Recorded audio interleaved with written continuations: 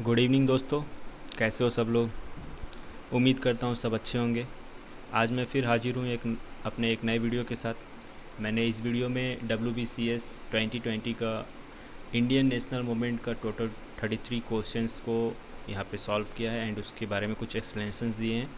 सो ये वीडियो आपके exam perspectives के लिए अच्छे होंगे। सो चलिए इस वीडियो को मैं शुरू करता हूँ। जो सबसे पहला क्वेश्चन है, who founded Indian women's university. Option है sir Syed Ahmad Khan, option B Dhondo Keshav Karve, option C sir William Hunter and option D sir Ashutosh Mukhopadhyay. इसका जो आंसर है वो होगा ऑप्शन बी यानी दोंदो केशव कर्वे। इसके बारे में मैंने यहाँ पे कुछ एक्सप्लेनेशन इंग्लिश एंड हिंदी दोनों में दिए हैं। मैं हिंदी में पढ़ के आपको बता दे रहा हूँ। दोंदो केशव कर्वे, जिन्हें महर्षि कर्वे के नाम से जाना जाता है, भारत में महिला कल्याण के क्षेत्र में एक समाज सुधारक थे।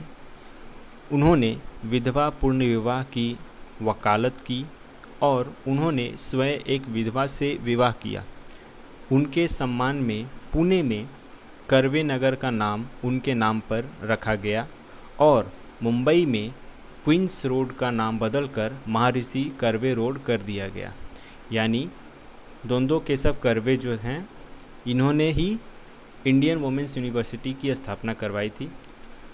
ठीक है, पुणे में जो कर्वे नगर है वो कर्वे नगर जो नाम है वो इन्हीं के नाम पे रखा गया है। ठीक है, आगे बढ़ते हैं।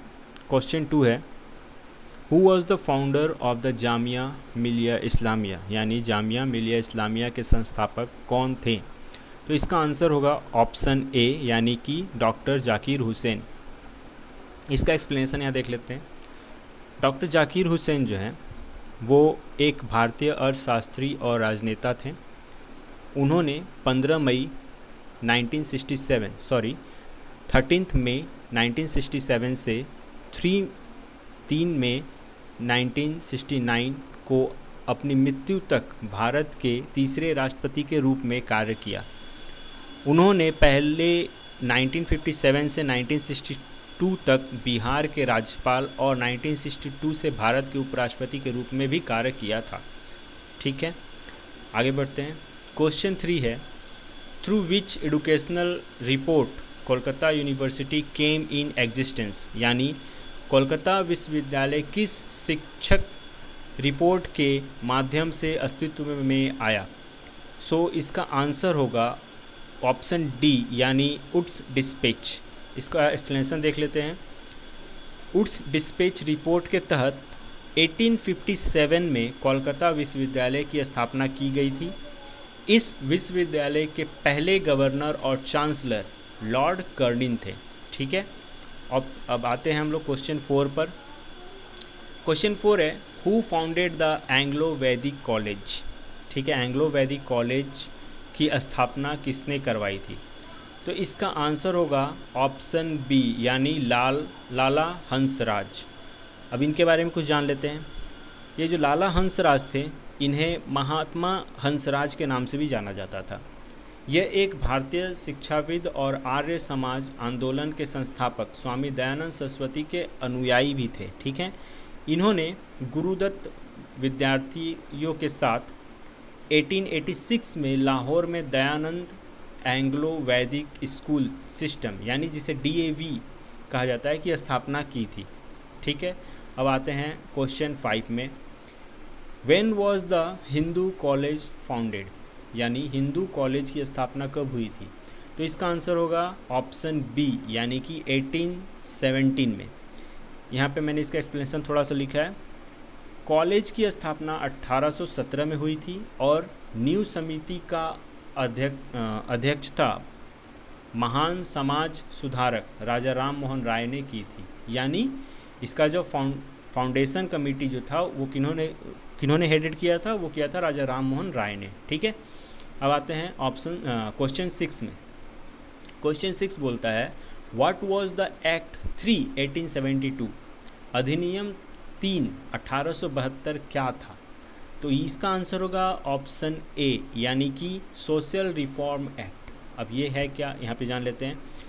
तो हेनरी समनेर मैन ने पहली बार 1872 का अधिनियम 3 पेश किया था, ठीक है, जो किसी भी असंतुष्ट को एक नागरिक विवाह कानून के तहत किसी भी व्यक्ति से शादी करने का अनुमति देगा, ठीक है। ये जो अधिनियम था ये किस लिए था कि किसी भी व्यक्ति को शादी करने का, अपने इच्छा से शादी करने का अनुमति देता था, ठीक है।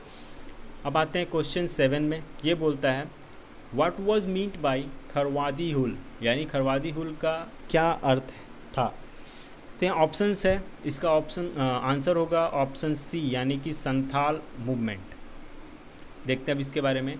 खरवारी हुल या संथाल विद्रोह जो कि 1855 में हुआ था और इसे स्वतंत्रता के लिए एक आंदोलन के रूप में माना जाता था, ठीक है। अब आते हैं क्वेश्चन 8 में। क्वेश्चन 8 बोल रहा है नील दर्पण बाय दीन बंधु मित्रा पोर्ट्रेट द फ्लाइट ऑफ, यानी दीन बंधु मित्रा द्वारा नील दर्पण किसकी दुर्दशा को चित्रित करता है, ठीक है। तो इससे आपको एक चीज़ समझ में आए, नील दर्पण किन्होंने लिखा, तो नील दर्पण लिखा था दीनबंधु मित्रा ने, ठीक है। और ये जो नील दर्पण था ये किस चीज़ के ऊपर लिखा गया था, तो उसका आंसर होगा ऑप्शन बी, इंडिगो प्लांटर्स के ऊपर, ठीक है। अब इसके बारे में जान लेते हैं। 1860 में डाकघर विभाग के एक निरीक्षक दीनबंधु मित्रा ने नील दर्पण नामक नाटक प्रकाशित किया, ठीक है। बंगाल में फरवरी और मार्च के 1859 के नील विद्रोह के लिए यह नाटक आवश्यक था, जब किसानों ने ब्रिटिश राज्य के तहत शोषणकारी खेती के विरोध में अपने खेतों में नील बोने से इनकार कर दिया था। यानी ब्रिटिश जो लोग थे वो किसानों को ज़बरदस्ती बोलते थे कि तुम नील की खेती करो, और इसी के कारण किसानों ने विद्रोह किया था, और इसी विद्रोह के ऊपर दीनबंधु मित्रा ने एक नील दर्पण नामक नाटक को रचा था, ठीक है। आगे बढ़ते हैं। क्वेश्चन 9 है who wrote the Indian war of independence, यानी the Indian war of independence किसने लिखा था। The Indian war of independence ये किताब ये किसने लिखा था, तो इसका जो आंसर होगा वो होगा ऑप्शन सी, विनायक दामोदर सावरकर, ठीक है। अब इनके बारे में कुछ जान लेते हैं। विनायक दामोदर सावरकर जो थे, जिन्होंने आमतौर पर स्वतंत्रता वीर सावरकर या मराठी भाषा में वीर सावरकर के नाम से जाना जाता है, ठीक है, एक भारतीय स्वतंत्रता कार्यकर्ता और राजनेता थे, जिन्होंने हिंदुत्व के हिंदू राष्ट्रवादी दर्शन को तैयार किया। वह हिंदू महासभा में एक प्रमुख व्यक्तित्व थे, ठीक है। अब आते हैं क्वेश्चन 10। ये बोल रहा है हु वॉज बिजरिस कादर, बिजरिस कादर कौन थे, तो इसका ऑप्शंस क्या क्या है। The Nawab of Hyderabad, Nawab of Awadh, the Mughal empire, the Nawab of Bengal, तो इसका आंसर होगा ऑप्शन बी, यानी कि द नवाब ऑफ अवध। अब इसके बारे में थोड़ा सा जान लेते हैं। बिजरिस कादर जो थे वो 1857 से 1858 तक अवध के नवाब थे। सिपाही विद्रोह के प्रकोप के बाद कादर की मां ने उन्हें 1857 में राज्य का सम्राट नियुक्त किया और वह उनकी रेजेंट बन गई, ठीक है। अब आते हैं क्वेश्चन 11 में। ये बोलता है, पूछ रहा है कि what was the date of queen's proclamation, यानी क्वींस उद्घोषणा की तिथि क्या थी, तो इसका आंसर होगा ऑप्शन ए, 1 नवंबर 1858। इसके बारे में जान लेते हैं थोड़ा सा। इसमें बताया है कि 1 नवंबर 1858 की महारानी विक्टोरिया की उद्घोषणा ने घोषणा की कि उसके बाद भारत एक राज्य सचिव के माध्यम से ब्रिटिश सम्राट द्वारा और उनके नाम पर शासित होगा, ठीक है। अब आते हैं क्वेश्चन 12।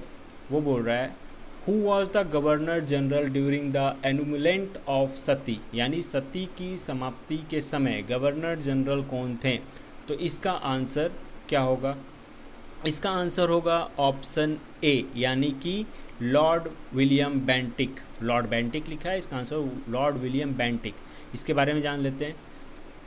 ईस्ट इंडिया कंपनी के शासन के तहत भारत में बंगाल सती विनिमयन या विनिमयन 17 governor general Lord William Bentinck द्वारा, जिसने भारत के सभी न्यायालयों में सती की प्रथा को अवैध बना दिया और अभियोजन के अधीन रख दिया था। ठीक है, अब आते question 13, which among the following viceroy was associated with the Ilbert bill controversy, यानी निम्नलिखित में से कौन सा वाइसरे इल्बर्ट बिल विद्रोह से जुड़ा हुआ था।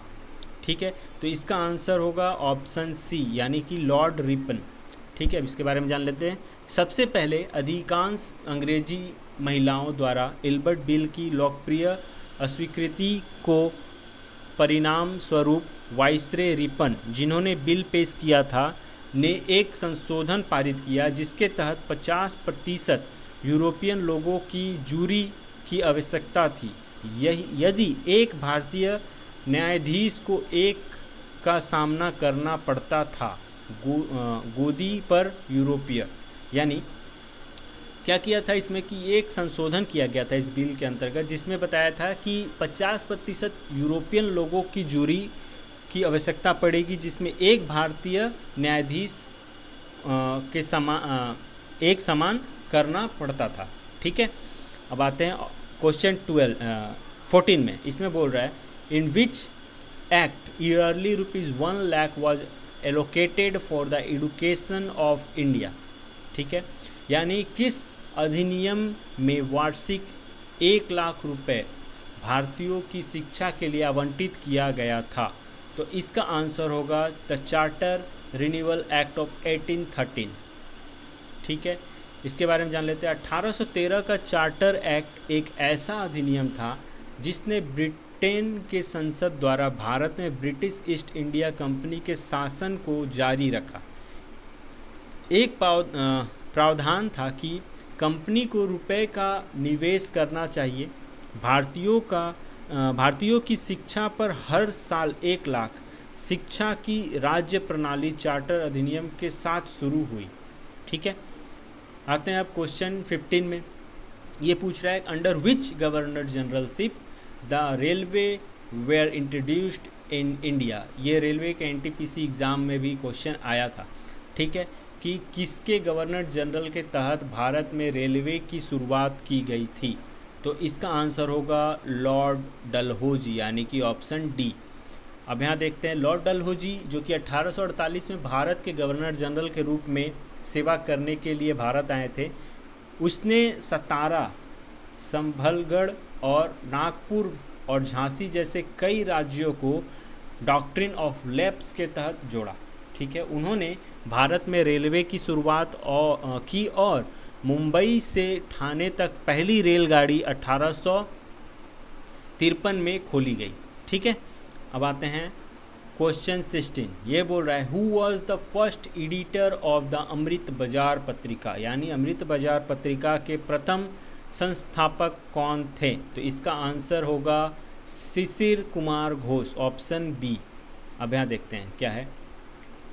शिशिर कुमार घोष और मोतीलाल घोष ने साप्ताहिक रूप से अमृत बाजार पत्रिका की शुरुआत की। ठीक है, इससे सबसे पहले मोतीलाल घोष ने संपादित किया था, जिसके पास औपचारिक विश्वविद्यालय शिक्षा नहीं थी। इसने बंगाली के प्रतिद्वंद्वियों के रूप में अपने पाठकों का निर्माण किया था, जिसकी देखभाल सत्येंद्र नाथ बनर्जी कर रहे थे। ठीक है, इसका आंसर क्या होगा, शिशिर कुमार घोष। अब आते हैं क्वेश्चन 17। ये बोल रहा है who started the first English newspaper in India, यानी भारत में पहला अंग्रेजी अखबार किसने शुरू किया था। तो इसका आंसर होगा J.A. हिक्की। ठीक है, ऑप्शन सी। अब इसके बारे में जानते हैं। हिक्की का बंगाल गजट भारतीय उपमहाद्वीप पर प्रकाशित होने वाला पहला अंग्रेजी भाषा का समाचार पत्र था। इसकी स्थापना 1779 में Irish man James August Hickey द्वारा उस समय ब्रिटिश भारत की राजधानी कलकत्ता में की गई थी। ठीक है, यानी अंग्रेजी जो सबसे पहली अंग्रेजी अखबार थी, ये किसने लॉन्च किया था या किसने सबसे पहले प्रकाशित किया था? तो J.A. हिक्की ने। ठीक है, अब आते हैं 18 नंबर क्वेश्चन में। ये बोल रहा है कि who was the founder of the Tattvabodhi Sabha? Tattvabodhi सभा का फाउंडर या संस्थापक कौन थे? ठीक है, तो इसका आंसर होगा देवेंद्र नाथ टैगोर, यानी कि ऑप्शन ए। ठीक है, अब यहाँ देखते हैं। 6 अक्टूबर 1839 को देवेंद्र नाथ टैगोर ने तत्वरंजनी सभा की स्थापना की, जिसके तुरंत बाद इसका नाम बदलकर तत्वबोधि सभा कर दिया गया था। यानी तत्वबोधि सभा का सबसे पहला जो नाम रखा गया तो क्या था? तत्वरंजनी सभा। ठीक है, तत्वबोधि का मतलब क्या होता है? तो सत्य साधक, इसका मतलब होता है। अब यहाँ पे आया है कि प्रारंभ में टैगोर परिवार के तत्काल सदस्यों तक सीमित 2 वर्ष में इसमें 500 से अधिक सदस्य हो गए। यानी कि जब शुरुआत किया था तो इसमें इनका परिवार के तक ही सीमित था ये, पर 2 वर्षों में क्या हुआ, इसमें 500 से अधिक लोग इसमें सदस्य बन गए थे। ठीक है, अब आते हैं नेक्स्ट क्वेश्चन, 19 नंबर है। इसमें बोल रहा है who authored the spirit of Islam? यानी कि द स्पिरिट ऑफ इस्लाम के लेखक कौन है? तो इसका आंसर क्या होगा यहाँ पे बताएंगे। तो इसका आंसर होगा सैयद अमीर अली, यानी कि ऑप्शन सी। अब यहाँ देखते हैं। डेविड सैमुअल मार्गलियूथ ने अपनी पुस्तक Mohammed and the rise of Islam की प्रस्तावना में लिखा है, सैयद अमीर अली का आकर्षण और वैकफुट ग्रंथ इस्लाम की आत्मा मोहम्मद के लिए माफ़ी मांगने के तरीके में सैयद सबसे अच्छी उपलब्धि है जिसकी कभी भी संभावना है एक यूरोपीय भाषा में रचित हो। ठीक है, तो इसका आंसर जो होगा ये होगा सैयद अमीर Ali. The spirit of Islam का जो ऑथर है वो है सैयद अमीर अली। ठीक है, अब आते हैं क्वेश्चन 20। ये बोल रहा है in which Congress the demand for पूर्ण स्वराज वाज प्लेस्ड? यानी पूर्ण स्वराज की मांग किस कांग्रेस में रखी गई थी? तो इसका आंसर होगा ऑप्शन ए, यानी कि लाहौर कांग्रेस। अब यहाँ देखते हैं, यह लाहौर में था कि कांग्रेस ने पूर्ण स्वराज्य की मांग की जनवरी 1930 के अंतिम रविवार को तय किया, जो कि 26 जनवरी को हुआ स्वतंत्र दिवस के रूप में। ठीक है, अच्छा 21 नंबर क्वेश्चन बोल रहा है who is called the father of Indian national Congress? Indian national Congress के फादर कौन थे? तो इसका क्वेश्चन का आंसर बहुत ही ईजी है। इसका आंसर होगा ऑप्शन बी, एओ हुम। ठीक है, एओ हुम जो थे ये इंडियन नेशनल कांग्रेस के फादर है, जिन संस्थापक थे। ठीक है, अब आते हैं क्वेश्चन 22 में। ये पूछ रहा है कि what is the meaning of Ghadar? Ghadar का अर्थ क्या होता है? तो इसका आंसर होगा इसका आंसर होगा विद्रोह, यानी कि रिवोल्ट। ठीक है, ऑप्शन ए। अब इसमें देखिए क्या बोल रहा है। गदर एक उर्दू शब्द है जो अरबी से लिया गया है, जिसका अर्थ है विद्रोह। ठीक है, ऐसे अंग्रेजी में क्या बोलते हैं? रिवोल्ट। ठीक है, गदर का मतलब होता है रिवोल्ट। अब आते हैं क्वेश्चन 23 में। ये पूछ रहा है कि when was the first independent day celebrated in India? यानी कि भारत में पहला स्वतंत्रता दिवस कब मनाया गया? हम लोग ऐसे अपना स्वतंत्रता दिवस कब मनाते हैं? 15 अगस्त को मनाते हैं। हमारा देश आज़ाद कब हुआ था? 15 अगस्त 1947 को हुआ था। बट यहाँ पे ऑप्शन में 15 अगस्त नहीं दिया है। इसका आंसर क्या होगा? इसका आंसर होगा 26 जनवरी 1930 को। अब ये कैसे? तो ये देखते हैं आगे। इसमें देखिए क्या बताया। 26 जनवरी 1930 को एक सार्वजनिक घोषणा की गई। ठीक है, इस घोषणा में एक ऐसा दिन जिससे कांग्रेस पार्टी ने भारतीयों से स्वतंत्रता दिवस के रूप में मनाने का आग्रह किया। ठीक है, भारत के लिए प्रभुत्व की स्थिति के सवाल पर स्वतंत्रता आंदोलन के नेताओं और अंग्रेजों के बीच बातचीत के टूटने के कारण घोषणा पारित की गई थी। ठीक है ना, यानी कि उस टाइम के जो कांग्रेस पार्टी के जो लोग थे वो लोग उन लोगों ने आग्रह किया लोगों से कि आप 26 जनवरी 1930 को स्वतंत्रता दिवस के रूप में एक बार मनाएं। ठीक है, इसीलिए इसका आंसर होगा 26 जनवरी 1930। अब आते हैं यहाँ पे, नेक्स्ट क्वेश्चन है the cabinet mission came in India in the year, यानी कि कैबिनेट मिशन भारत में वर्ष किस वर्ष आया था? तो इसका आंसर होगा ऑप्शन ए, यानी कि 1946 को। यहाँ देखते हैं, लिखा है कि सितंबर 1945 में ब्रिटेन में नई निर्वाचित श्रम सरकार ने भारत के लिए एक संविधान सभा बनाने की अपनी मंशा व्यक्त की, जो भारत के संविधान का निर्माण करेगी। ऐसा करने के लिए मार्च 1946 में कैबिनेट मिशन भारत आया था। ठीक है, अब आते हो नेक्स्ट क्वेश्चन। 25 नंबर पूछ रहा है कि who led the Bardoli movement, Bardoli आंदोलन का नेतृत्व किसने किया था? इसका आंसर बहुत ईजी है, इसका आंसर होगा ऑप्शन ए, यानी वल्लभ भाई पटेल। यह देखते हैं, आंदोलन का नेतृत्व वल्लभ भाई पटेल ने किया और इसकी सफलता ने पटेल को स्वतंत्रता आंदोलन के मुख्य नेताओं में से एक बना दिया था।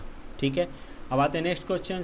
26 नंबर ये पूछ रहा है कि in which newspaper boycott was first declared, यानी बहिष्कार सबसे पहले किस अखबार में घोषित किया गया था? तो इसका आंसर होगा ऑप्शन ए, यानी संजीवनी। देखिए क्या है यहाँ पे, संजीवनी जो कि 6 जुलाई 1905 को बहिष्कार की घोषणा करने वाला पहला समाचार पत्र था। ठीक है, अब आते हैं नेक्स्ट क्वेश्चन। 27 नंबर ये पूछ रहा है which among the following greatest revolutionary was the brain behind the Chittorgarh armoury raid, यानी कि चटगांव सत्याग्रह छापे के पीछे निम्नलिखित महान क्रांतिकारियों में से किसका दिमाग था? तो इसका आंसर होगा ऑप्शन सी, यानी कि सूर्य सेन। अब इसके बारे में देख लेते हैं। इसमें लिखा है चटगांव सहस्त्रगार छापे, जिससे चटगांव विद्रोह के रूप में भी जाना जाता है, 18 अप्रैल 1930 को सहस्त्र भारतीय स्वतंत्रता सेनानियों के नेतृत्व में ब्रिटिश भारत, या मतलब अब बांग्लादेश में है, के बंगाल प्रेसिडेंसी में चटगांव सशस्त्र गार में पुलिस और सहायक बलों के सहस्त्रगार पर छापा मारने का एक प्रयास था। किसके जरिए, किसका दिमाग था इसमें? सूर्य सेन का था। ठीक है, next question 28 number, why did Rabindranath Tagore refuse knighthood, यानी रविन्द्रनाथ टैगोर ने नाइटहुड से इनकार क्यों किया? नाइटहुड का जो उपाधि उनको मिला था उन्होंने क्यों उसे त्याग दिया? तो इसका आंसर होगा option B, in protest of Jallianwala Bagh. आपको मालूम है कि जलियांवाला बाग 13 अप्रैल 1990 को हुआ था। ठीक है, और उसी के कारण रविन्द्रनाथ टैगोर ने अपना नाइटहुड की उपाधि जो है वो त्याग दिया था। ठीक है, 1999 में। ओके, इसका एक्सप्लेनेशन बताने की तो ज़रूरत नहीं है, आप लोगों को मालूम होगा। आगे बढ़ता हूँ, नेक्स्ट क्वेश्चन है क्वेश्चन नंबर 29। ये पूछ रहा है हु फाउंडेड द खुदाई खिदमतगार पार्टी, खुदाई खिदमतगार पार्टी की स्थापना किसने की? तो इसका आंसर होगा ऑप्शन बी, खान अबुल गफ़र खान।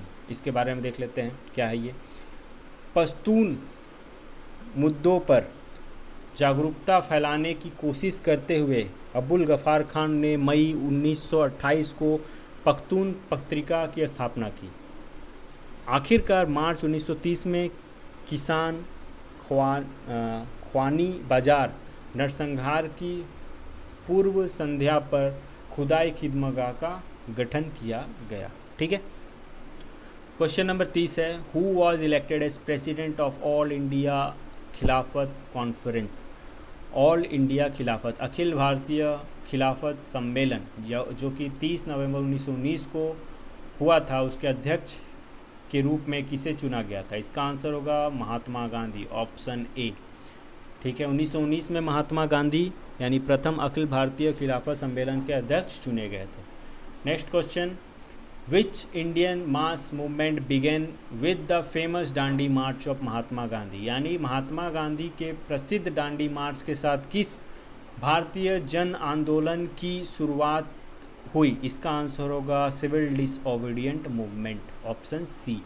ठीक है, नमक मार्च 24 दिनों का नमक मार्च था, जो प्रकृति में अहिंसक या ऐतिहासिक रूप से महत्वपूर्ण था, क्योंकि इसने बड़े पैमाने पर सविनय अवज्ञा आंदोलन का नेतृत्व किया, या आपको नमक मार्च या दांडी मार्च के नाम से जानने की ज़रूरत है। नमक मार्च 12 मार्च 1930 को शुरू हुआ और 6 अप्रैल 1930 को जारी रहा। ठीक है, ये टोटल कितने दिन चला था? तो 24 दिन तक चला था ये।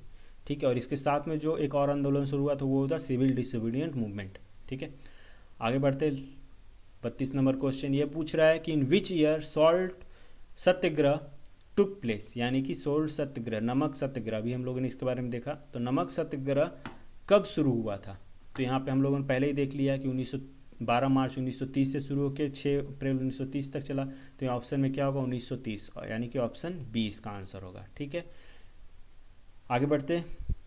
लास्ट क्वेश्चन है ये, who founded the forward block? Forward block के संस्थापक कौन थे? तो इसका आंसर होगा ऑप्शन ए, सुभाष चंद्र बोस। इसके बारे में देख लेते हैं। सुभाष चंद्र बोस एक भारतीय राष्ट्रवादी थे जिनकी उदंड देशभक्ति ने उन्हें भारत में एक नायक बना दिया, लेकिन द्वितीय विश्व युद्ध के दौरान नाजी जर्मनी और इम्पेरियल जापान की मदद से भारत को ब्रिटिश शासन से मुक्त कराने के प्रयासों ने एक परेशान विरासत छोड़ दिया।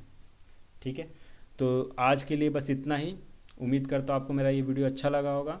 So thank you and good night.